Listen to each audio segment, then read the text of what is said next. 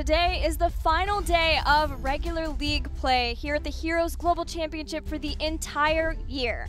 Here in North America, we get to see how our Crucible teams are doing and if Tempo Storm has returned to form in time for playoffs next week.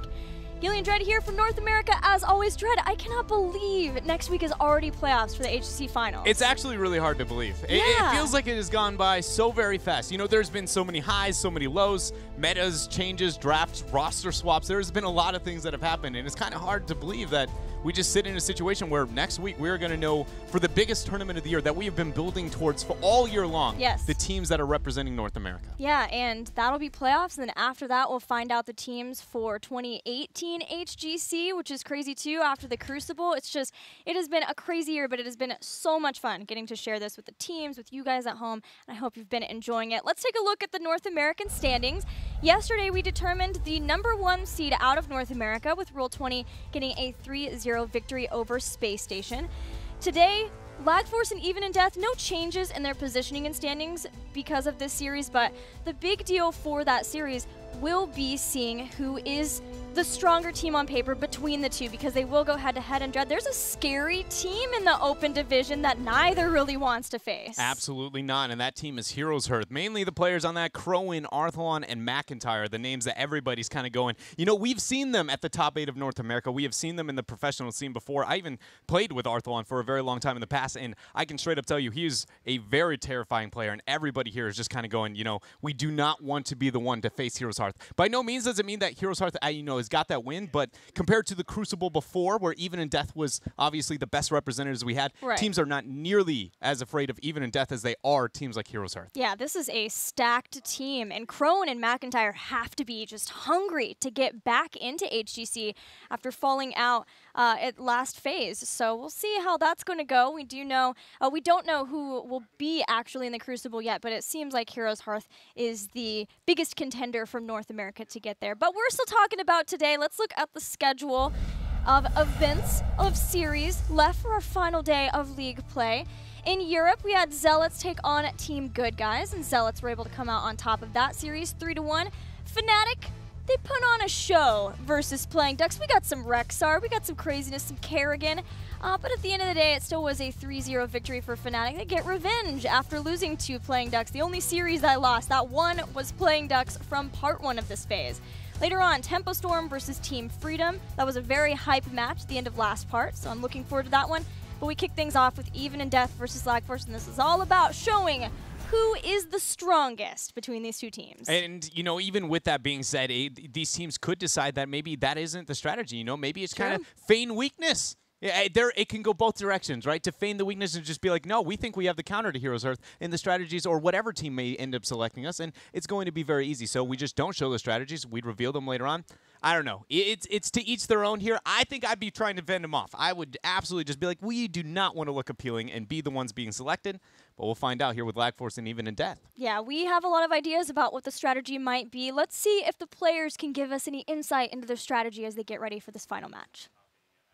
Now that we're confirmed for the Crucible, we have been practicing a lot more individually and as a team. We've been watching the amateur scene for a bit now, and we've been trying to adapt our traps into what they like to play. We've been most likely going to be up against Heroes Hearth. It's going to be very scary, but I'm very confident that we will win and stay in the HGC.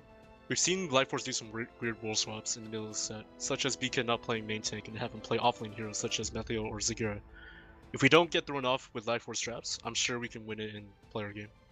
Since LagForce and us are already confirmed for the Crucible, this matchup will be more focused on whether or not we can beat them or not. We're going to go into the game hoping that we can win and showing that we're the better of the bottom two teams. I actually feel like we could have done pretty well in the playoffs. I feel like, you know, all those games that we lost, like Tempo Storm, we had a sub and we still went to game 5 and lost, and GFE, we went to game 5, like games like that. I feel like we could have easily won. I feel like we could have maybe 3-0'd them, but we didn't have enough practice. Like, I mean, that's our fault, but like I feel like if we had more scrims, if people were more putting more time in drafting and like stuff like that, I feel like we could have easily taken games off them. Because when I play against them, I think they're good, but I don't think they're outplaying us. You know what I mean? I feel like we got outdrafted or outshot called sometimes, but I feel like it's more draft because like we don't have as much experience because we didn't like practice as much. But yeah, it kind of sucks. I wish that we made the playoffs. I feel like we could have done well because we were playing a lot better and practicing a lot more. But you know, no hard feelings. We're just gonna play it out. We're gonna try to win still, but you know, we're still going to Crucible. You know what immediately stands out to me from both of those interviews when you compare them side to side is one team is very much looking toward the future. We've already started watching Open Division. We're already figuring out that we're probably going to be up against Heroes Hearth, and we're already figuring out what we need to do in the draft to make sure that we take that series and stay in HGC. The other side is like, we could have done this. We could have made playoffs. We could have done well in playoffs. And because we didn't practice enough or we didn't have the good drafting, we didn't make it. And I didn't conduct that interview with B-Kid. You did. Yes. So did it seem like that? Because Howes was very much exactly as you heard from him. He was all focused from here on out, what do we need to do to keep our lives alive in HGC? There was maybe a bit more focus onto the future than maybe that was displayed, but there was a lot of concentration towards the past and things that could have been.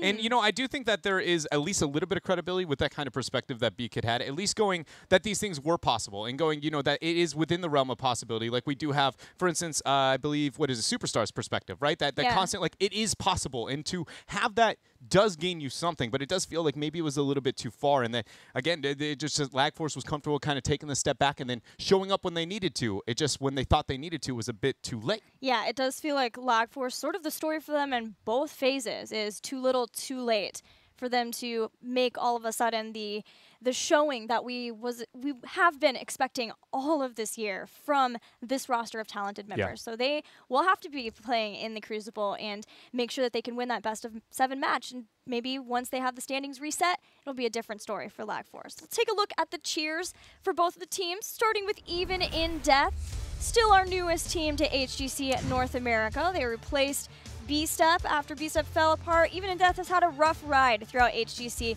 They've been continually improving. Thank you so much for all of your support here. We're going to switch on over to Lag Force now, and we've got the real Sophist showing up there again.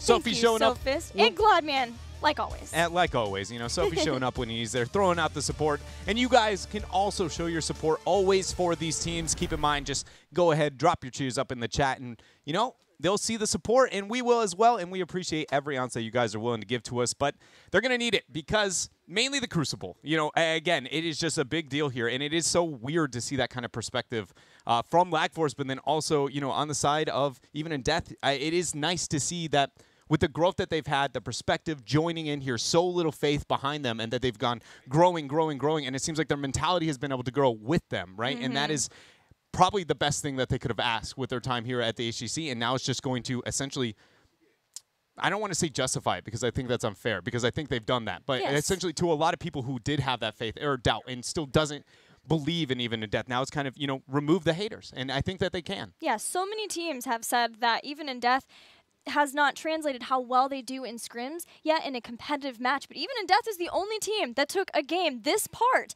off of Roll20, the #1 team in North America. So that's something to keep in mind about Even in Death. And it's time now for the first draft. It's going to take place on Tomb of the Spider Queen, chosen by Even in Death. And I expect that we'll see a lot of continued drafting adjustments for Even in Death as they prepare for what they believe needs to be done to fit the Open Division meta. We've got bans on Braxis Holdout, standard for Lag Force.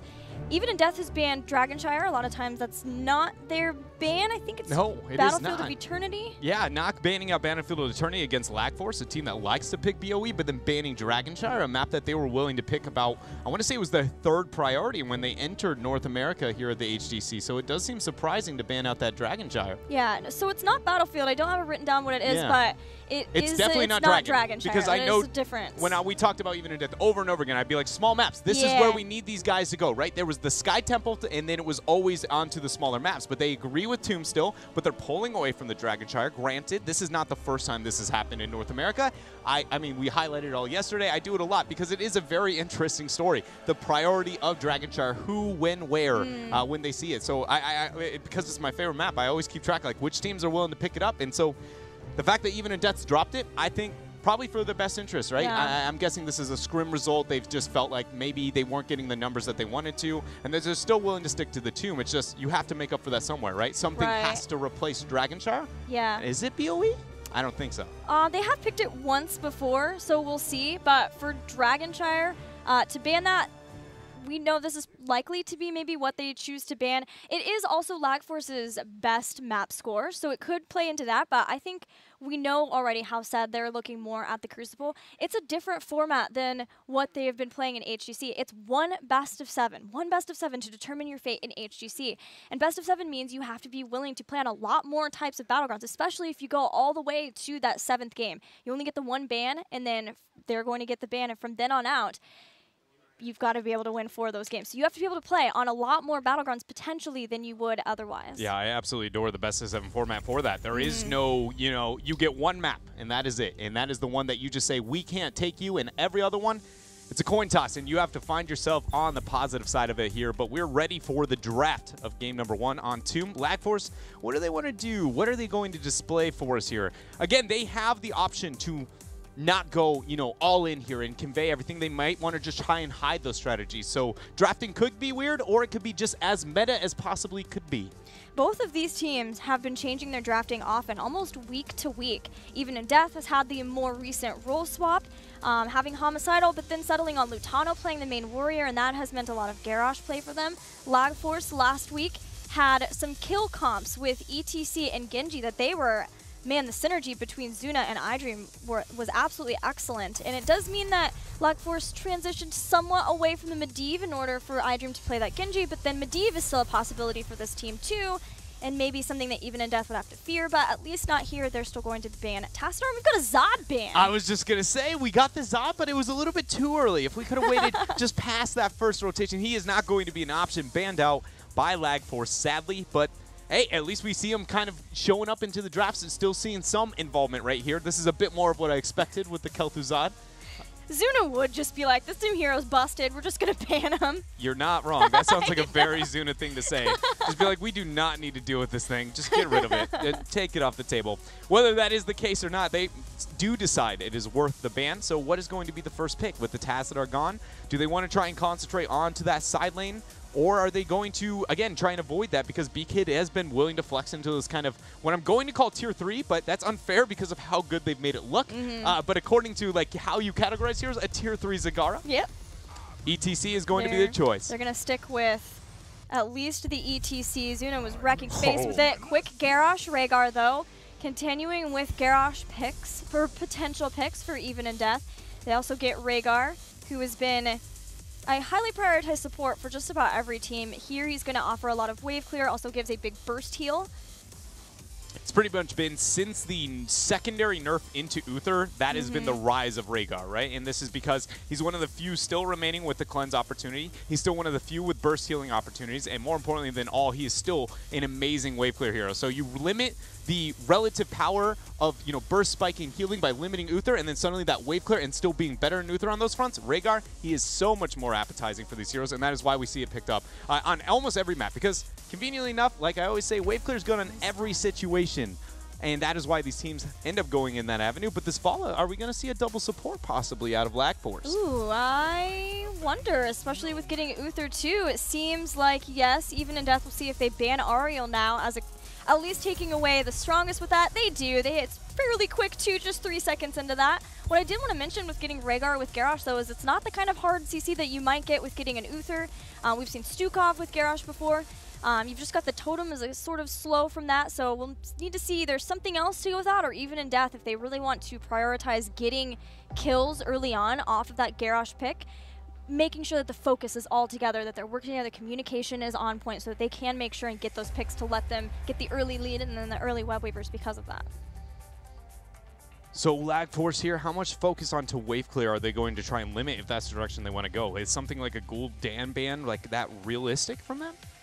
Even in Death has been willing, I believe that they've been willing to display that as a pick once or twice here and there in the right situation. So I don't think it's out of the realm of possibility, just because if double support is still the thought process, you've got to be going, limit their wave clear so I can dominate the map in that front, and it's a map you can get away with that. We got 6 seconds left to figure it out. A lot of thought being put into it, and it is the same thought process, but not through wave clear, just defense into the siege, ridding of that. And there's the Gul'dan immediately. These are so fast. But a Thrall, hello? Oh, yeah. Wait. It's Orc Boys. It's Orc Boys. All of it. Who's last? Who's Why last? are we so excited? Who's last? Who would it be? I know there's another one. No, that's not. Someone just said Gazlo. I think that might have been Josh. Hello, that is not an orc. Yeah, that's a goblin. Hello? Even I know that just one. Just because he's green, okay. Quit being a mingus, you dingus. Okay, hold on. Before we go to the orcs, which I'm pretty upset that I don't have the opportunity to figure out the last orc. This is embarrassing. You're right. Sam, is it going to be the Samuro? 2 Samuro picks in Korea today. Although I asked Wolf and he was like, I think it was just people having fun. Okay. So he was like, it didn't look great, but then Rich played it and it was fine, but that's more the Rich factor than the Samuro factor. Yeah, the Rich factor. Samuro. It's its own element here. Leo is going to be picked for Lag Force, and Lieutenant Morales, an old school synergy there, but double support still being picked up for them. It's the Rexxar. Hey, orc composition for even in death. There we go. I love them so much right now. Oh man. It's so cool, the fact that they're willing to go in that direction and pick themselves up just the 5 orcs. I think it's even cooler, the fact that we can claim that you can build a composition competitively with just orcs. It did work. You've got your bruiser, your warrior, you've got a strong support, you've got great wave clear, not only just ranged, but wave clear on top of that with Gul'dan. The Rexxar is maybe your questionable pick there, but yeah, but you got to make it work. You need the orc. Let's be real. I mean, because for anybody who doesn't know, okay, first of all, I was going to meme, but are you gonna wait? I was going to say that you get a passive bonus by having 5 orcs, but then I realized that's actually probably not something I should say out loud. So in a joking fashion, they're going to have 10% movement speed buff throughout the entire game. I've just received important word that Rexxar is in fact only half orc, so we're gonna have to take a dock off of that. No longer passive bonus available. Yeah. Sorry. That's technicalities, Yeah. It's just a fact of life. Honestly, and now considering that factor, let's be real here, even in death, maybe you should have put a bit more thought into what that last section is. I mean, if you have multiple orcs to choose from, you have the option to go with half an orc, get the bonus, or not half an orc. I mean, I'm no rocket scientist here, but I do think the math says go for the full orc. Bit of a misplay in draft, but we'll see how they make it work here. All right, well, Rexxar is not actually a terrible pick for Tomb. Tomb, we've seen him be played a lot on Tomb, so this could work out pretty well. We'll have to see. Even it was iDream who played it a lot. He has to play against it now. Let's get to game 1. And here we are in the blue, even in death, Orc 1. That's Battery on Rhaegar. Second, Lutano on the Gul'dan. Third is Hao playing that Thrall. Frozen X on Rexxar, half the orcs sadly. And last is Homicidal, repping the front line on Garrosh. Orc Bros. And for the Sloth Bros, we've got Zuna playing ETC, Biggie playing Vala. After that, Tomster will be playing the Lieutenant Morales, B-Kid playing Leoric, which means iDream will be rocking the secondary support on Uther. 5-man clash here up in mid. Who is going to come out on top? That Skinergy for Biggie is awesome. What's he got going? Purple, he's got this sad cloud, and then this purple, look. And his Cowgirl Vala? That is actually pretty good. That's awesome. I haven't seen that one before. We don't have too many purple tinted. I Kel'Thuzad know. has purple, so he probably looked pretty good with that one as well. With the new, as we claimed it, the villain yesterday. He has his own yesterday. mount, though, right? Yeah, that is true. Sort of just shifts into position. He kind of is just like, I'd like to move faster. Here's a cloud underneath my feet, and we're off. Whee. Laning control here for Even in Death. A lot of cycling of the minion waves here. It's a common strategy on a map like Tomb, and again, with the more entertaining composition that they have created for us here today, I am not really going to claim how they're going to play this laning. It is in their best interest to focus on the minion waves, as always, just purely based on the fact that it's Tomb. Misha went out a bit too far. Oh, not like this. How many Misha deaths? That's There's already the going to first. be one. Yes, punish him. Punish him for the bear death. Zuna must go. All right, let's actually talk about Rexxar on Tomb of the Spider Queen, because we mentioned it before we got into the game, but it's been played a few times, and not in a we're going to bust out a full orc composition here. Zuna. Misha's got her lunge still. Not going to be in range to get that stun. She's so good at being able to deny Absolutely, turn-ins. and that's the biggest thing. Is she is, I mean, the true MVP of goaltending, right? She's like, you can, not only can she go and stun and be a free body to kind of throw and constantly delay, but even if she goes down, it's a shorter death timer. You don't have to be too concerned. It's not like you're losing an entire hero by any means.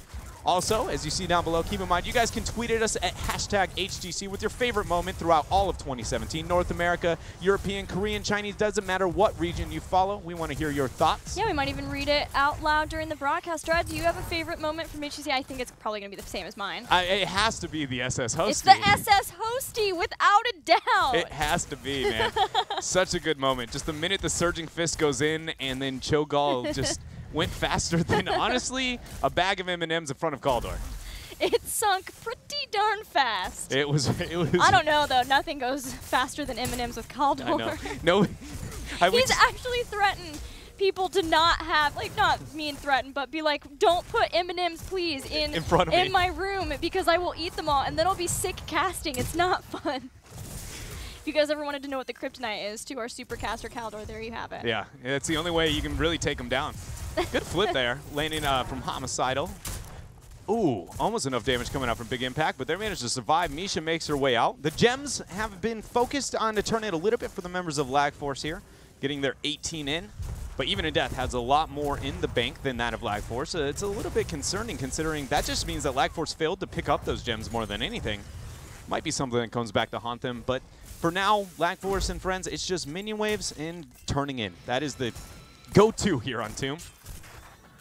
Yeah, Lag Force are playing this out a little more standard than the Thrall Rexar comp of Legend, but Lutano still doing a good job of building up his stacks with Echoed Corruption, currently sitting at 15 so far, out of the 40 necessary to start getting the bonus. Garrosh goes down, though. That's first blood for Lag Force. Lag Force showing off the double support. It's got a lot of threat to the early game stages, but not typically through kill potential, so not the way that Even in Death maybe expected this laning phase to go so far for themselves, but by no means does it set them too far out, as long as they don't lose those gems. They are running a 2-3 rather to stop this from Lag Force, which I find to be interesting. Normally, Misha is kind of off on her own Rexar, right, to be that solo laner, but it's just because Leoric, that soft counter or even a direct counter to that laning situation, has now forced her to be a part, or him, a part of the 4-man. And just, in general, just be far less impactful than a Rexar traditionally is. Yeah, maybe thinking that Thrall will be able to harass Leoric a bit more because of his Wind Fury attacks. He also has that escape. Lutano turns around, just throws out a Corruption on as many people as he can get, knowing he's going to go down, trying to build up the stack still. But we've got level 7 for Lag Force as the red Web Weaver start to descend. See how much Lag Force can get done with their first Web Weaver phase. It's a bit of a collapse from Lag Force. Good map sense here. Even in Death, they back out just in proper timing.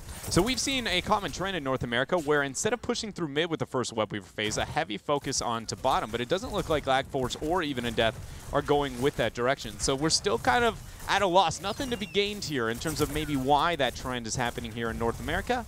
But Lag Force with a half-level lead, near a full-level lead, and they're not even taking out these structures quite yet. This is going to be a very comfortable position, and Even in Death, it's going to be on them to try and find a way to stop this pre-10. Yeah, a couple of towers down gives Lag Force that advantage. Another one goes down in the top lane. Only Battery here trying to stop Zuna.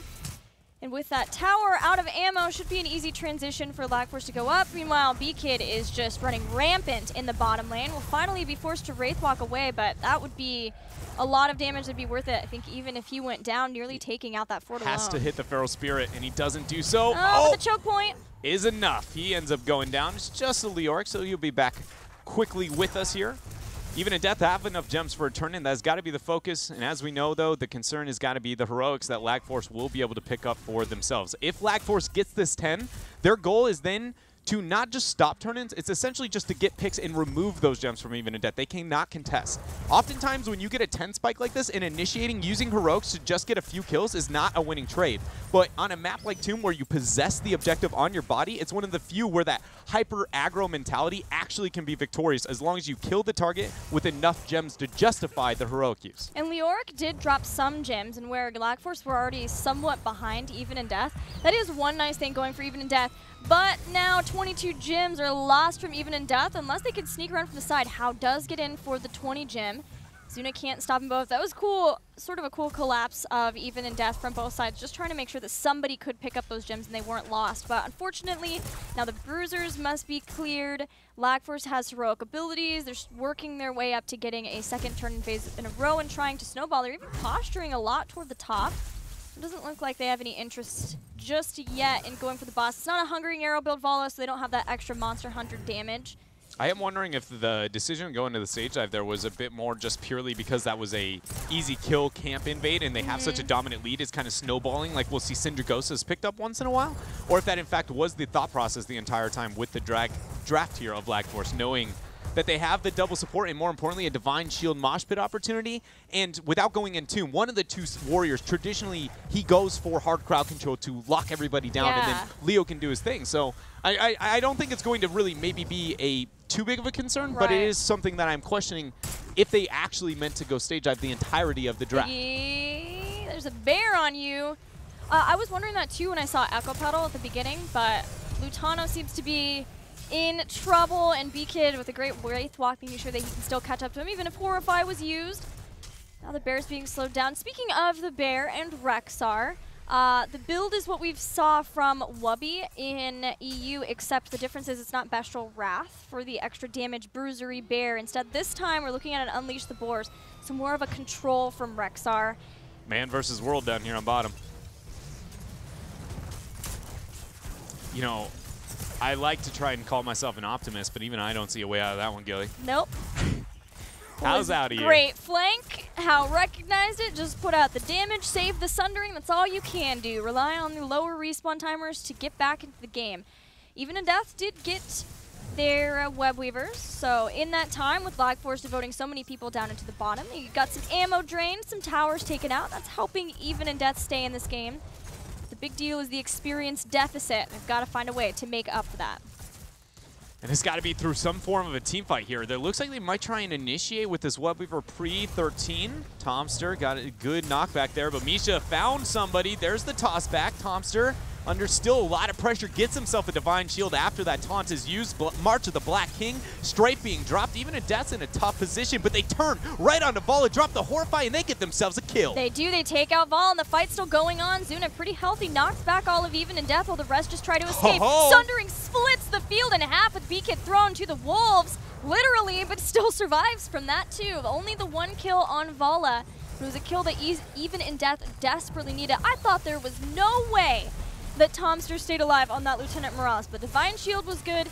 He lasted a long time, but it did at least force the supports to panic so much trying to keep Morales alive that Even in Death found a tasty Vala to take out and give them some time to bring down the structures of Lag Force and try to catch up in experience. And that's very good for Even in Death here, but it's got to be, they have to focus on getting this turn in. They are losing when it comes to map pressure down below. Gul'dan is now the man to go answer to that.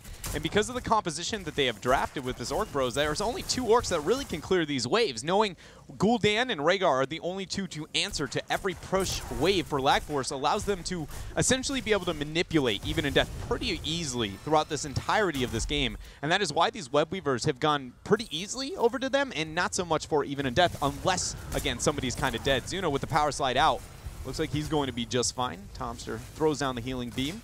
Probably one of the more satisfying things as a support, knowing that whenever you can convert somebody's HP from 0 to 100% and you feel like it costs you no resources, that is when Morales, you're like, this is the best support in the game. It's pretty awesome. It'll get even more awesome as the balance patch comes in. You only have to wait 2 seconds instead of the very long 3 to start the energy getting back in up so that you can heal some more. But we've got red Web Weavers this time.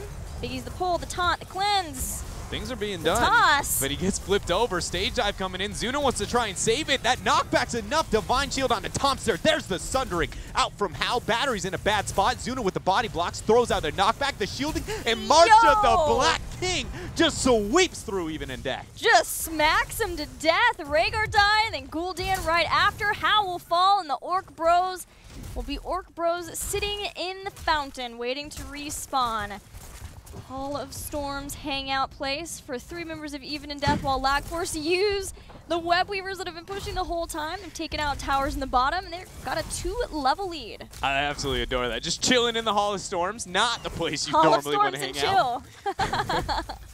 Really enjoy here. Lag Force, though, it's their game to lose at this point, Gilly. With this big of a lead, structural advantage, and a Web Weaver phase available, kind of in reserve there with the 64 gems.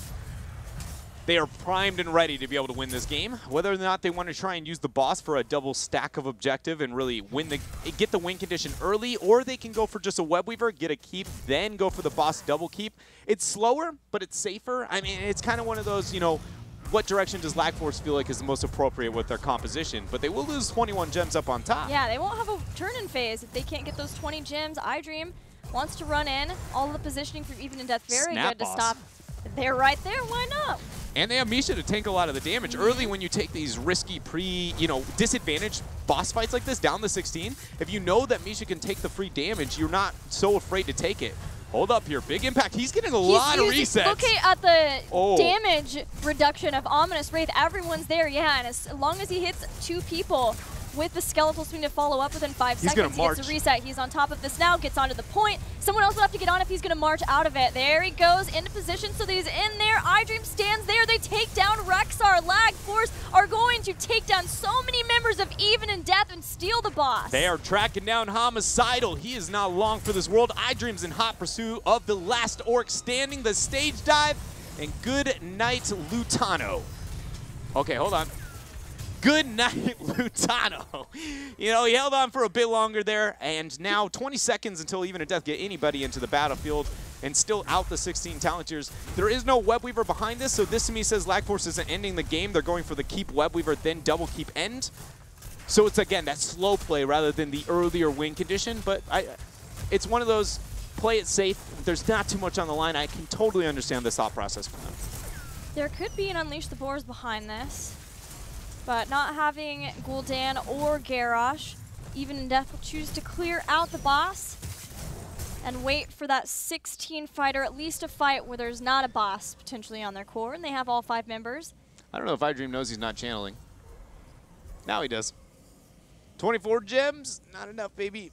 1 out. Oh, Leo's got it. Bad, man. Leo's got it. We're good. Homicidal and friends, they know that they're on the camp now once the Webweaver phase is taken. The way you can identify that for anybody who doesn't know is all the objectives disappear, but if it's aggroed, it doesn't. So conveniently, seeing the small little indicator on your minimap goes, somebody is aggroing and fighting this right now. Lag Force takes the easy invade, again, without the 16 talent, and it's just getting from bad to worse here for Even in Death. So Leoric will stay in the bottom lane, can always Wraith Walk up, rotate up if needed for the fight. This is Lag Force's center with the Bruisers and the Webweaver, a place to maybe get that secondary keep. Zuna gets pulled in, but has the ability to go off to the side. This is it for Even in Death. This is the fight they choose to take. Horrified, taunt, everything going down, but the Divine Shield is still available and successful. B-Kid goes in with the Wraith Walk, disabling so many members, just limiting all the damage to Even in Death, and they cannot move forward. Now Even in Death is absolutely on the back foot. They have the 16 talent tiers, but they have not a single heroic, Gilly. No, and there are multiple Webweavers and multiple lanes being dealt with by Even in Death. Lutano caught out from the rest of the team. The separation way too far for him to survive. Stage dive on top of Rhaegar is a second kill. Lag Force moves on to the core, just hanging out, looking for all the kills that they want before they take out the core, but this is definitely going to be game. He's just trying to make sure the members of Even in Death can fully respect the Hall of the Storms and Chill mentality that they got going on here, and they are now, it looks like now they're prepared to end the video game.